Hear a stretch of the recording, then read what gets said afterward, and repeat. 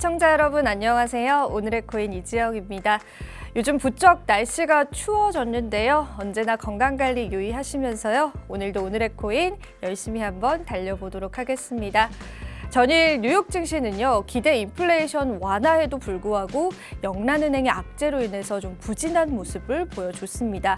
다만 뉴욕의 연은이요, 기대 인플레이션을 5.7%에서 5.4%로 하향 조정했는데요. 투자시장 분위기 살아나길 바라보면서 경제 지표 보시면서 하나하나 살펴보겠습니다. 뉴욕 3대 지수부터 살펴보시죠. 네, 다우존스는 0.12% 소폭 상승하는 모습 보여줬고요. 나스닥 지수는 하락했습니다. 1%가량의 하락세 나타냈고요. S&P 500 지수 역시도 0.6%의 작은 하락세 나타냈습니다. 2년물 국채 금리가 소폭 상승해서 현재는 국채 수익률 4.3%다라고 보시면 될 것 같고요. 그리고 달러 인덱스가 계속 상승하고 있습니다. 현재는 113에서 거래되고 있는 모습입니다. 골드는 소폭의 상승세 나타내고 있습니다. 암호화폐 시세들도 살펴봐야겠죠. 비슷한 흐름으로 이어갔습니다. 비트코인 시세부터 살펴보시죠. 네, 비트코인 19,100달러 선에서 거래되고 있습니다. 어제장에 잠시 19,000달러 선도 깨졌었는데 그래도 다행히 19,000달러 선 안착해주는 모습이고요. 다만 이더리움이 많이 떨어졌습니다. 현재는 1,200달러 선에서 거래되고 있는 모습입니다.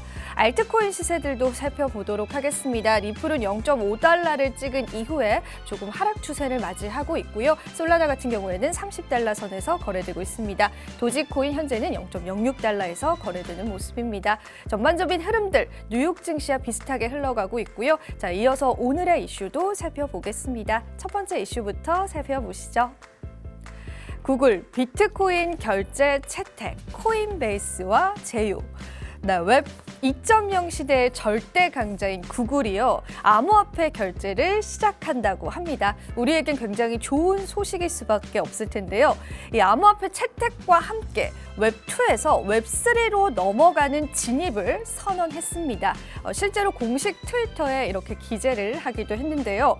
암호화폐 결제는 1차적으로 웹3 업계에 관계된 소수 고객들을 대상으로 이루어질 예정입니다.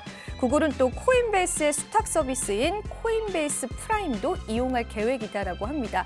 구글과 코인베이스의 협력이 이제 이루어질 예정이기 때문에 암호화폐 시장에서는 좀 호재로 받아들일 수 있는 부분인 것 같습니다. 코인베이스의 CEO 같은 경우에는 웹3 생태계로 가는 신뢰할 수 있는 교량을 건설한다라는 우리의 비전을 실현하는데 구글이 도움을 줄 것이다라고 이야기를 했고요. 구글 CEO 역시도 우리는 웹3에서 보다 빠르고 또 쉽게 만들 수 있기를 원한다라고 이야기하면서 코인베이스와의 제휴는 개발자들이 그 목표에 한 걸음 더 다가갈 수 있도록 해준다는 긍정적인 발언을 하기도 했습니다. 창펑자오 역시도 이 구글이 크립토를 선택했다라면서 환영의 트위터를 날리기도 했던 훈훈한 지난 밤이었습니다.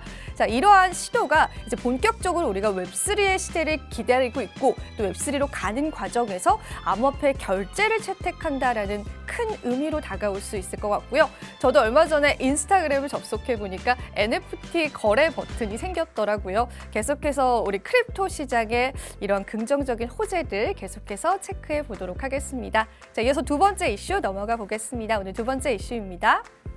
스테이블 코인, 국가 간 결제 수단으로 베스트. 네, 라비 메논의 싱가포르 금융감리국 그리고 중앙은행의 장관이 10일 날 열린 SWIFT의 주최 회의에서 국경 간의 결제를 효율화하기 위해서 이 블록체인 기술이 굉장히 도움이 될 것이고 그리고 이 스테이블 코인이 국가 간의 결제 수단으로는 베스트가 될 것이다라는 발언을 했습니다. 가격이 요동치는 일반적인 암호화폐와 달리 가격이 고정되어 있는 스테이블 코인은 국가 간의 결제를 보다 용이하게 해줄 수 있다라고 이야기를 한 건데요.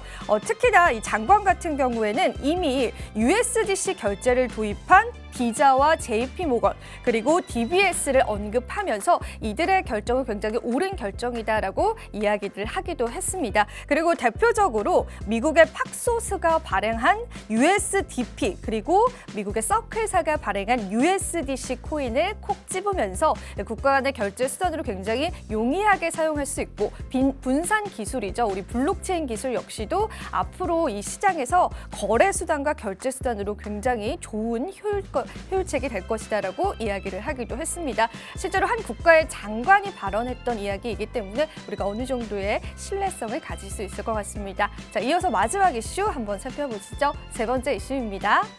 네, 글래스노드 현재 비트코인 블록 보상은 블루비치의 소식입니다. 글래스노드 최근 보고서에 따르면요, 비트코인의 채굴 난이도는 2021년 5월 채굴자 대이동 이후에 27.9% 상승해서 1년간 지속적으로 상향 조정됐습니다. 저도 얼마 전에 해시레이트 차트를 보여드렸었는데 해시레이트 차트가 굉장히 큰 고점을 현재 찍고 있습니다. 하지만 중요한 거는 이 블록당 채굴 보상 비용이 굉장히 절하됐다라는 건데요. EH당 하루 4.06 비트코인으로 사상 최저 수준이고, 이러한 수치가 비트코인이 불과 1만 달러가 되지 않았었던 2020년 10월 수준으로 떨어졌다라고도 보고를 했습니다. 즉 채굴자들이 채굴을 해도 비트코인을 제값에 팔지 못하고 있기 때문에 보유하고 있는 양도 늘어가고 있는 건데요. 채굴자 잔고의 경우 현재 78,400 비트코인 레이블된 그러한 보유량을 가지고 있다라고 합니다. 현재 해시레이트의 약 98%나 해당을 합니다. 즉 채굴을 해도 시장에 팔지 못하고 있다는 걸 의미하기도 하는데요.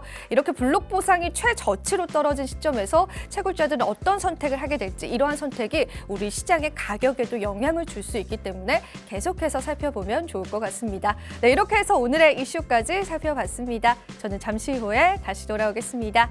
오늘의 코인 가자!